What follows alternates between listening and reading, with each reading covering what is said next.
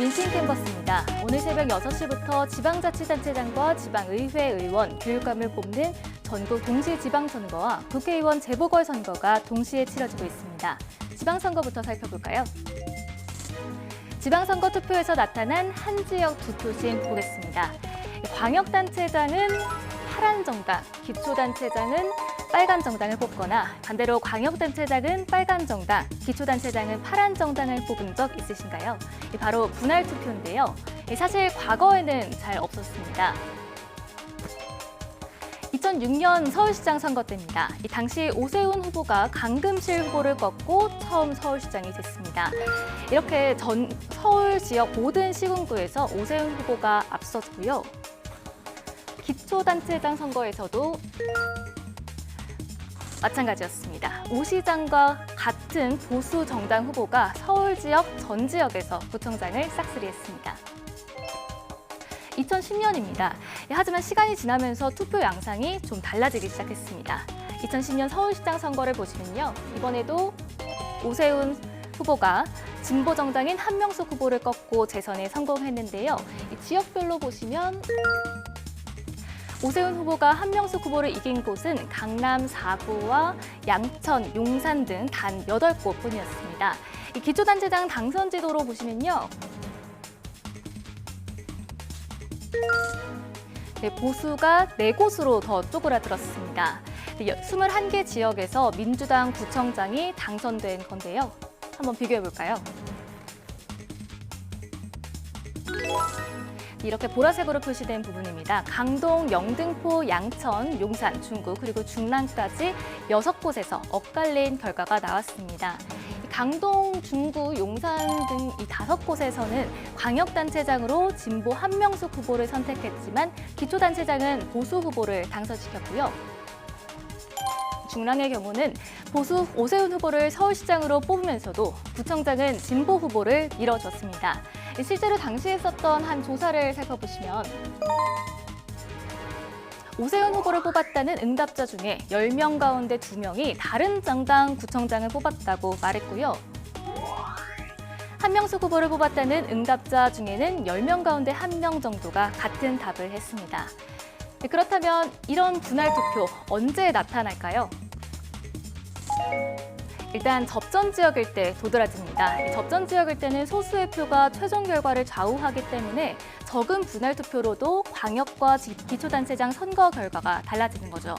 후보 개인의 경쟁력이 강하거나 중앙정치와 지방정치에 대한 평가가 엇갈릴 때, 그리고 수도권처럼 정당 정체성이 약한 곳에서도 분할 투표가 나타납니다. 지난 지방선거에서는 접전이었던 수도권에서 이런 현상이 나타났습니다. 먼저 경기입니다. 더불어민주당 김동연 후보가 국민의힘 김은혜 후보를 0.15%포인트 간발의 차이로 꺾고 당선이 됐죠. 행정구역별로 살펴보시면 민주당 김동연 후보가 14곳에서 이겼고 국민의힘 김은혜 후보는 17곳에서 승리했습니다. 기초단체장은 다릅니다. 민주당이 9곳, 국민의힘이 22곳에서 앞섰습니다. 어느 지역에 달랐는지도 살펴볼까요? 보라색 표시된 모두 9개 지역에서 분할 투표가 일어났는데요. 7개 지역에서는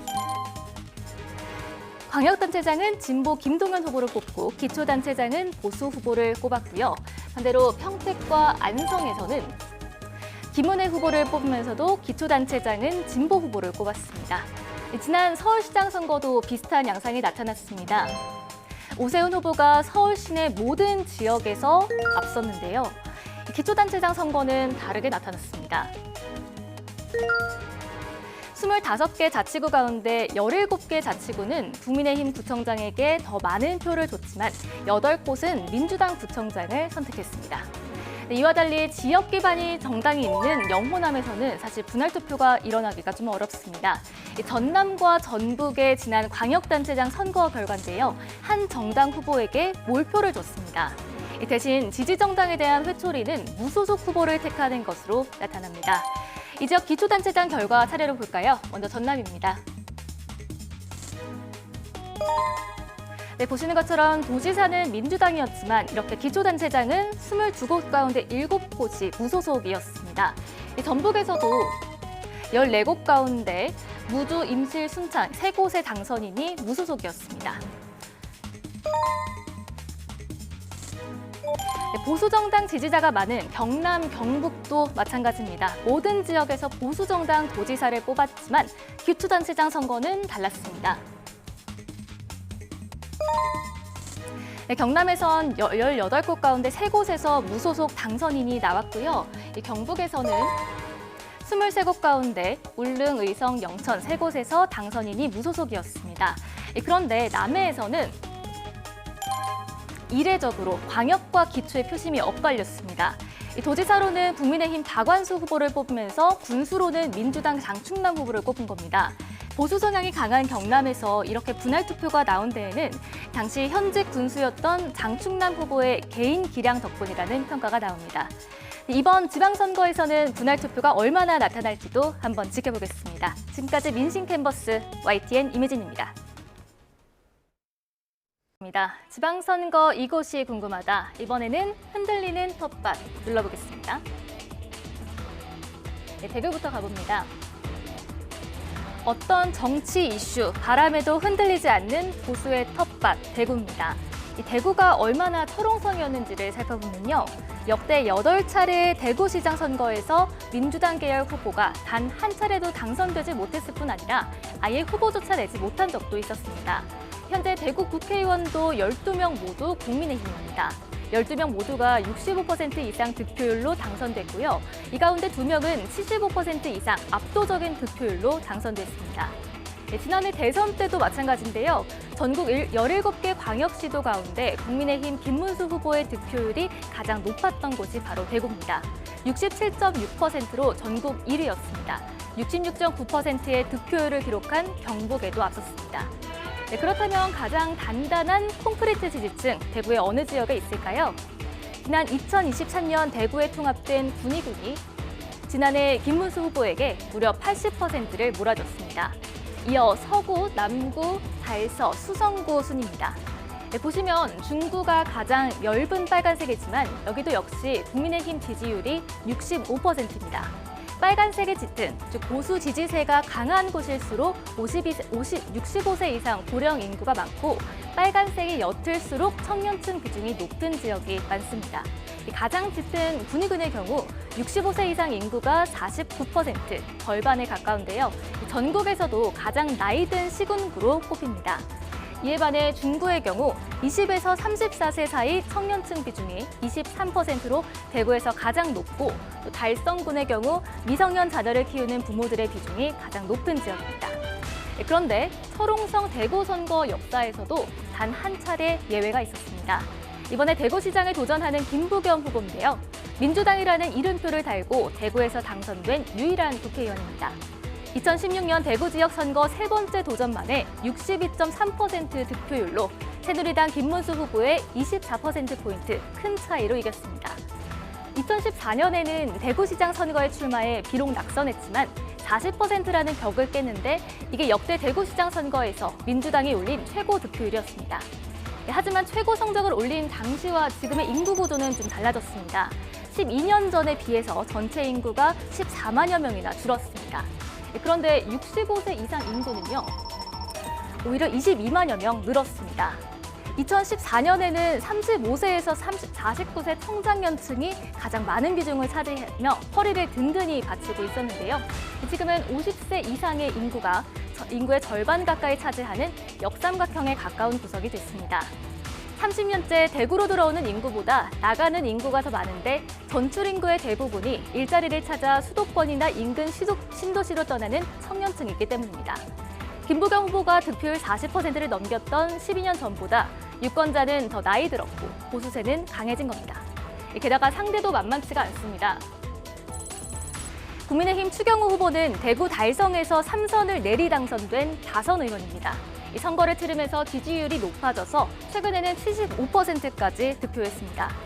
보수 최후의 보루를 지켜달라는 후보들의 호소는 지금까지 대구에서 늘 통했습니다. 특히 전체 선거 판세에서 민주당의 우세가 유력할 때 대구 보수 유권자들은 결집하는 경향을 보였습니다.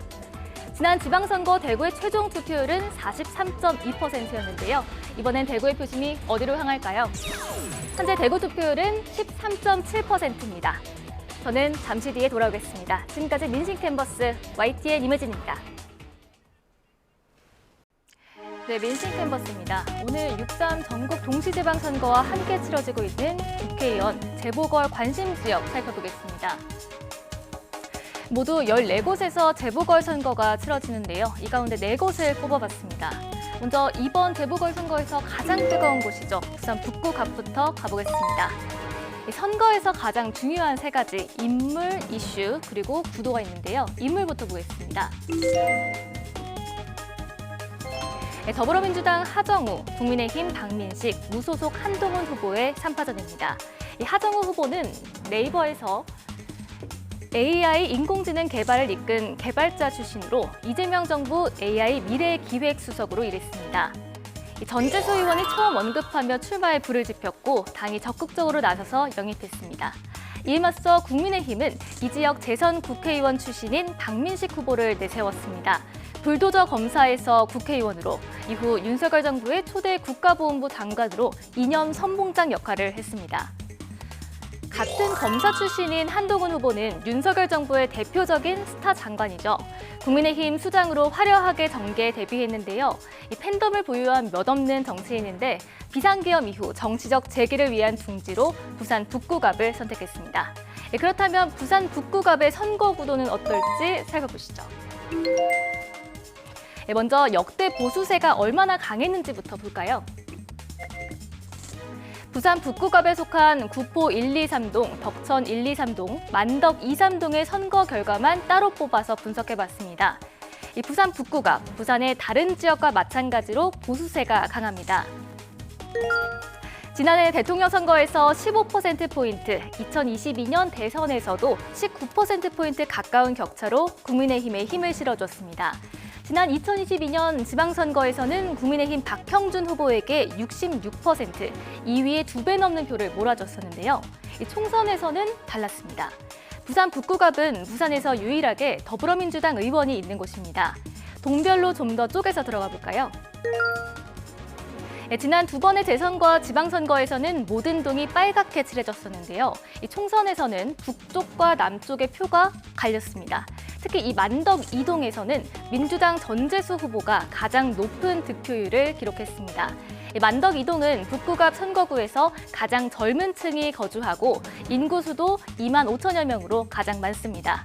지난해 대선에서도 북구갑 선거구 중에서 국민의힘과 민주당의 표차가 가장 적었던 곳입니다. 이 부산 북구는 타지 사람들에게 쉽사리 마음을 열지 않는 경향이 있어 전략공천의 무덤으로 불립니다. 앞선 총선 결과만 달랐던 건 주민들이 당이 아닌 전재수라는 이름을 보고 뽑았기 때문입니다. 전재수 후보 역시 2006년 구청장 선거에 처음 출마해 4수째인 2016년이 돼서야 처음 당선됐습니다. 지난 2024년 총선에서 부산시장까지 지낸 서병수 의원이 이곳에서 전략 공천됐다가 고배를 마셨고요. 노무현 전 대통령도 2000년 선거구 조정 이전 지역구가 겹치는 북강서울 의원에 도전했다가 낙선했습니다. 2012년에는 같은 곳에 대중적인 인지도가 높은 문성근 배우가 나섰다가 의원이 되는 데 실패했습니다. 정치 경력과 유명세가 통하지 않는 지역이 셈인데요. 이번엔 국민의힘 박민식 후보를 제외하고는 새 얼굴들이 출마했죠. 북구갑 주민들은 이번에 누구 손을 들어줄까요? 이곳 현재 투표율 어떤지 살펴보겠습니다. 네, 부산 북구갑 지역구 현재 투표율은 9.3%를 기록하고 있습니다. 저는 조금 뒤 다시 오겠습니다. 지금까지 민심 캔버스 YTN 임혜진입니다. 네, 민심 캔버스입니다. 전국 동시지방선거와 함께 치러지고 있는 국회의원 재보궐 관심 지역. 이번엔 경기 평택을로 가보겠습니다. 네, 선거 판세를 결정하는 3대 핵심 요인 가운데 인물부터 보겠습니다. 경기 평택을에는 후보가 5명 출마했습니다. 더불어민주당 김용남 후보의 경우 검사 출신으로 19대 국회에서 국민의힘 의원을 지냈습니다. 민주당으로 자리를 옮긴 건 지난해인데요. 보수정당에 있던 시절 조국 당시 법무부 장관 저격수로 활약하기도 했는데 이번에 같은 지역구에서 맞붙게 됐습니다. 국민의힘 유이동 후보는 경기 평택 지역에서 3차례 국회의원을 지냈습니다. 대표적인 유승민계로 한동훈 당대표 시절 국민의힘 여의도 연구원장으로 활동했습니다. 조국혁신당 대표는 서울대 법대 교수 출신으로 문재인 정부 첫 청와대 민정수석과 법무부 장관을 지냈고 이른바 조국 사태로 진영 갈등의 한복판에 섰죠. 조국혁신당은 지난 총선에서 지민 비조, 그러니까 지역구는 민주당, 비례대표는 조국혁신당이란 슬로건으로 12석을 확보했지만 조국 본인은 비상계엄 직후 수감되면서 의원직을 상실했습니다. 이번 재보궐선거가 사면 복권 후 첫 선거입니다. 2022년과 2024년 대선에도 진보당 후보로 출마했었던 김재현 후보, 현재 진보당 상임대표인데요. 한국외대 총학생회장 출신으로 30대 초반인 2012년 처음 국회 입성했지만 2014년 통합진보당 해산으로 의원직을 상실했습니다. 재선 의원이 될 수 있을까요? 다음은 황교안 후보입니다. 자유혁신당 대표인데요. 이번 재보궐선거에서 가장 먼저 평택을 지역구에 도전장을 내밀었습니다. 검사 출신으로 박근혜 정부 국무총리와 대통령 권한대행을 했죠. 2021년부터 부정선거 의혹을 제기하고 있고 12.3 비상계엄도 공개 지지했던 대표적인 극우 인사입니다. 이번에는 선거 구도 한번 살펴보겠습니다. 조국혁신당 전 대표가 출마 선언을 하면서 험지 중에 험지라고 했던 말이 화제가 됐었는데 이 경기 평택을 민주당계의 험지가 맞을까요? 평택을에 해당하는 지역의 최근 4차례 선거 살펴봤습니다. 총선은 전체 데이터고 나머지는 관내 사전투표를 제외한 통계입니다. 계엄 이후에 치러진 대선에서 민주당이 10%포인트 이상 넉넉히 가져갔고 총선과 22대 대선에서도 민주당이 승리했습니다. 다만 22년 지방선거의 경우 6%포인트 차이로 국민의힘 김은혜 후보 손을 들어줬습니다. 그렇다면 읍면 동별로 나서서 살펴볼까요? 네, 민주당이 가장 크게 이겼던 지난해 대선 결과입니다. 팽성읍을 제외하면 모두 파란색입니다. 안중읍, 포승읍, 청부읍, 고덕면에서는 이재명 후보에게 10%포인트 넘게 표를 더 줬습니다. 유일하게 국민의힘 득표율이 높았던 팽성읍은 평택을 지역구에서 가장 보수적인 곳인데 이곳에는 주한미군 주둔지 캠프 험프리스가 있습니다. 국민의힘이 우세했던 2022년 판세를 보면 청부읍과 안중읍을 제외한 나머지가 모두 빨간색입니다. 안중읍은 서평택 지역의 생활 중심지로 인구가 많은 편이고 청부읍은 신도시가 조성돼 다른 곳에 비해 아이를 키우는 부부가 모여있는 곳입니다. 또 이 지역을 얘기할 때 빼놓을 수 없는 게 바로 삼성전자 평택 캠퍼스인데요. 크기가 여의도 면적과 맞먹는 엄청난 규모의 반도체 공장입니다. 이와 함께 고덕 국제신도시가 생겼고 평택시 인구도 급증했습니다. 평택시 인구는 8년 전 51만 명 수준에서 현재 65만여 명으로 늘었습니다. 이 캠퍼스가 고덕동 안에 있습니다. 인구 급증으로 지난 2021년 동으로 승격됐는데요. 현재 고덕동에 사는 인구는 6만 5천여 명으로 평택에서 가장 많습니다. 30, 40대가 전체 절반 가까이를 차지하는 매우 젊은 지역인데요. 10세 미만 어린이 인구가 10,000명이 넘는 것도 특징입니다. 어린 자녀를 둔 젊은 부부가 많이 살고 있다는 얘기입니다. 또 아직 결혼하지 않은 청년들의 비중도 높은데 전체적으로 남성 비율이 여성보다 5%포인트 이상 높았습니다. 이곳 현재 투표율 살펴볼까요? 네, 경기 평택을 지역구 현재 투표율은 14.1%입니다. 이번엔 여러 후보가 몰리고 전국적으로 인지도 높은 인물이 등장하면서 투표율이 올라갈 거로 예상되고 있습니다. 지금까지 민심 캔버스 YTN 이미진입니다. 민심 캔버스입니다. 오늘 6.3 전국 동시지방선거와 함께 치러지고 있는 국회의원 재보궐 관심 지역, 이번에는 경기 하남갑으로 가보겠습니다. 하남갑 지역은 추미애 전 의원의 경기도지사 출마로 공석이 됐죠. 빈자리를 누가 채울지 인물들 살펴볼까요? 먼저 더불어민주당에서는 이광재 후보가, 국민의힘에서는 이용 후보가 출마했는데요. 이광재 후보는 노무현 국회의원 비서관으로 시작해 참여정부 국정상황실장을 했고 3차례 국회의원, 1차례 강원도지사를 지냈습니다. 지난 총선 때 처음으로 강원도가 아닌 경기 성남 분당갑에 출마해 낙선했는데 이번 재보궐선거에서 또다시 경기 지역에 도전장을 했습니다. 국민의힘 이용 후보는 평창 동계올림픽 썰매 총감독을 맡아 금메달 1개, 은메달 1개라는 최고 기록을 세운 주역입니다. 국민의힘 비례대표로 국회의원에 당선됐고 이후 윤석열 대통령의 대선 후보 시절 수행실장으로 활동한 대표적인 친윤입니다. 지난 총선에서 이 지역에 출마해 추미애 의원의 약 1%포인트 격차로 졌는데요. 이번에는 서력할 수 있을까요? 네, 이 지역 구도도 한번 살펴보겠습니다. 하남은 다른 경기 지역에 비해서 보수세가 있는 곳으로 알려져 있는데 정말 그랬는지 최근 선거 결과 통해서 확인해 보겠습니다. 네, 이 지역도 평택을과 마찬가지로 인구가 증가해 지난 2022년 총선 때부터 지역구 조정이 있었습니다. 하남 갑에 해당하는 10개 동만 뽑아서 지난 4차례 선거 판세를 살펴보겠습니다. 결과만 놓고 보면 2승 2패, 엎치락 뒤치락 했는데요. 지난 2024년 총선에서 더불어민주당 추미애 후보가 국민의힘 이용 후보와 맞붙어 당선됐는데 불과 1000여 표 차이였고요.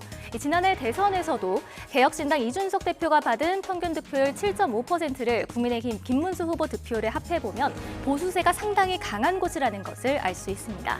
행정 동별로 보면요. 가밀 공공주택지구가 있는 가밀동, 하남갑에서 두 번째로 인구가 많은 곳인데요. 이 동네는 유일하게 지난 4차례 선거에서 모두 민주당 후보 득표율이 높았습니다. 추미애 의원의 승리로 끝난 지난 총선에서도 가밀동을 제외한 나머지 지역은 모두 국민의힘이 우세했습니다. 가장 최근인 지난해 대선 결과도 한번 보겠습니다. 신장 이동, 여기가 하남시청과 하남 스타필드가 있는 중심지인데요. 국민의힘 김문수 후보에게 더 많은 표를 줬습니다. 가장 보수세가 강한 곳은 면적이 넓고 집성촌이 모여있는 이 천연동, 충궁동 지역입니다. 또 위례 신도시가 있는 위례동도 빨간색, 국민의힘이 우세했습니다. 이 위례동과 가밀동, 두 곳 모두 미성년 자녀를 키우는 학부모가 많이 사는 지역입니다. 하지만 정치 성향은 사뭇 다른데요. 위례동에는 서울 송파와 성남, 하남에 걸쳐 있는 위례 신도시가 있습니다. 참여정부에서 추진한 2기 신도시 가운데 하나인데요. 반면 가밀동에는 이명박 정부의 3차 보금자리 주택지구 중 하나인 가밀 공공주택지구가 있습니다. 하남시에서 평균 집값이 가장 비싼 위례동은 보수인 국민의힘이 우세한 반면 가밀동은 하남에서 가장 민주당 지지가 센 곳입니다. 부동산 가격에 따른 계급 투표 성향을 여기서도 찾아볼 수 있겠습니다. 그럼 이곳 현재 투표율은 어떤지 살펴볼까요? 경기 하남갑의 투표율은 19.3%를 기록하고 있습니다. 지금까지 민심 캔버스였습니다. 민심 캔버스입니다. 지방선거 이곳이 궁금하다 흔들리는 텃밭 가보겠습니다. 대구와 부산 중에 부산으로 먼저 가보겠습니다. 바보 노무현의 기원 부산, 이 바보 노무현, 고 노무현 전 대통령이 험지인 부산에서 낙선을 거듭하며 생긴 별명인데요. 보수 텃밭인 부산에서 1995년 첫 민선 부산시장 선거에서 37.6% 득표했고 낙선했습니다. 30년이 지난 총선 결과도 보수 대 진보가 17대 1. 이번에 부산시장 선거에 출마한 전재수 후보가 부산의 유일한 민주당 의원이었습니다. 지난해 대선에서도 부산 시민들은 김문수 후보에게 표를 몰아줬습니다. 득표율은 51.4%로 당시 이재명 후보보다 11%포인트 더 많은 지지를 보냈습니다. 지난 1992년부터 22년간 국회의원 선거에서 민주당계 정당 후보들의 평균 득표율을 계산해봤습니다. 보시다시피 1990년대에는 20% 안팎에 머물다가 이 좀처럼 40%의 벽을 깨지 못하더니 최근 두 차례 선거 들어서 40% 중반까지 올라온 모습 볼 수 있습니다. 국민의힘이 대구에서 70% 가까운 몰표를 받으며 압승하는 것과 달리 부산에서는 10%포인트 내외로 이긴다는 차이점이 있습니다. 대구보다는 살짝 덜 기울어진 운동장이라는 겁니다. 최근 대선을 시, 군, 구별로 나눠서 살펴보겠습니다. 기장군과 강서구를 제외하고 나머지 지역은 모두 과반 득표를 했습니다. 강서구는 부산에서 유일하게 김문수 후보가 1위가 아니었던 지역입니다. 개혁신당 이준석 후보에게 보수표가 나뉜 영향도 있었지만 이재명 후보가 0.5%포인트 차이로 1위를 했습니다. 강서구는 신도시와 일자리가 있어서 부산에서 가장 젊은 동네입니다. 전국에서 두 번째로 자녀를 키우는 학부모 유권자가 많은 곳이기도 합니다. 후보들의 성적표 보겠습니다. 먼저 재선 부산시장을 지낸 국민의힘 박형준 후보입니다. 이 기록들은 2021년 재보궐, 또 이듬해 지방선거 이렇게 두 차례 선거의 평균 득표율입니다. 박 후보는 2022년 지방선거에서 66.4%, 더 높은 득표율로 당선됐습니다. 이 당시 2위 후보를 2배 넘는 격차로 따돌렸는데 역대 부산시장 선거 최고 득표율이기도 했습니다. 지난 두 차례 선거에서 박 후보에게 가장 많은 지지를 보낸 곳은 어딜까요? 바로 부산 수영구입니다. 67%인데요. 이 수영구는 박 후보가 2004년 처음으로 국회의원으로 당선된 지역이기도 하죠. 여기에 맞서는 전재수 후보의 성적표도 보겠습니다. 부산에서 3선을 했는데요. 보시다시피 2006년 부산 북구청장을 시작으로 3차례 낙선했지만 2016년 10년 만에 당선이 되었고 10년째 자리를 지켰습니다. 주민들과 호영호재하며 당보다는 이웃 주민이라는 점에 호소했는데요. 전 후보가 밭을 다져왔던 부산 북구, 구포동, 덕천동, 만덕동 인구는 14만 5천여 명으로 부산 전체 인구의 4.5% 수준입니다. 이 북구에서 쌓아올린 지지세, 부산 다른 지역으로 확산할 수 있을까요? 현재 부산 투표를 보겠습니다. 48.5%로 지난 지방선거보다 9.7%포인트 웃돌고 있습니다. 이 최종 투표율 어디까지 올라갈지도 관심입니다. 저는 1시간 뒤에 다시 돌아오겠습니다. 민신 캠퍼스였습니다.